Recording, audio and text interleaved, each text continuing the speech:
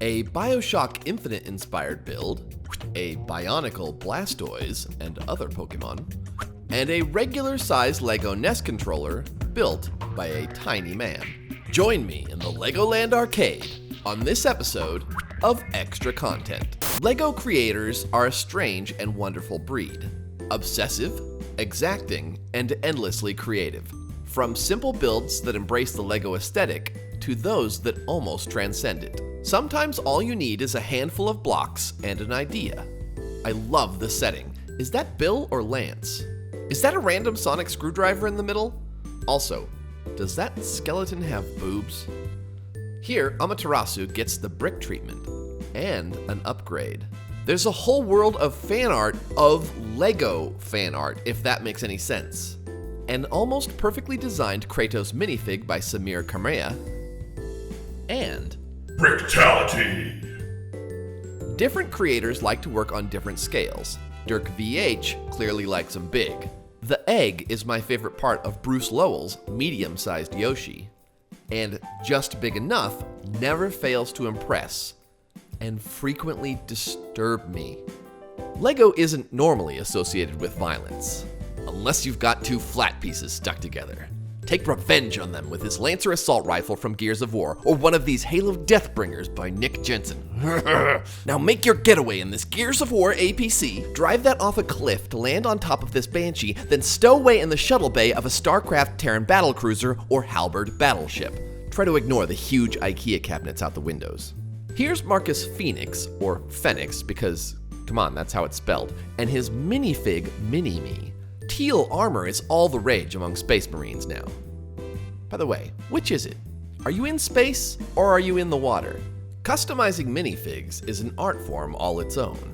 Saber-Scorpion made two amazing sets of Skyrim figs using spot-on custom decals, and his Assassin's Creed characters blend right in with the traditional LEGO style. Enough figs, now it's time to look at some foes. Baron Nashor from League of Legends, a grinning Ganondorf, and an exquisite Bionicle Big Daddy can face off against StarCraft's Broodlord, a Mutalisk, and a zealous Zergling. Man, Creature Makers sure love those little satellite dishes. And I frigging adore these Bionicle Pokemon. In the past, I've questioned the purity of building with these rather un-LEGO-like parts, but thanks to Blastoise and company, I'm now a Bionicle believer.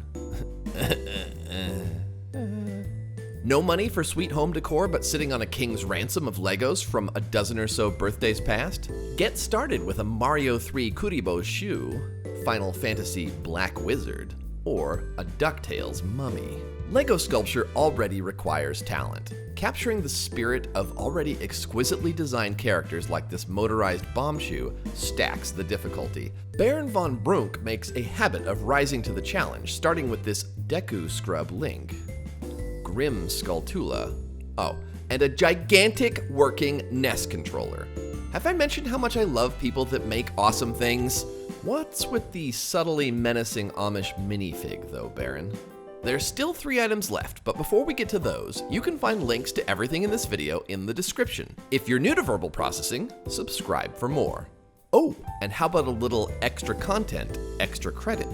Like on Facebook and share the show, tagging at Extra Content, and you'll be entered to win a $25 gift card to someplace where you can buy cool stuff. The next drawing is on June 3rd, and you can enter once for every episode, so don't wait. And now it's time for your extra content. A brick-studded map of Hyrule, a false stud screenshot of The Legend of Zelda, and this remarkable Hylian shield made from just about every crazy-ass part in the bin. While you're deciding which episode to watch next, leave a comment to vote for future episodes of Extra Content. This has been Ian with Verbal Processing for Extra Content. Cheers.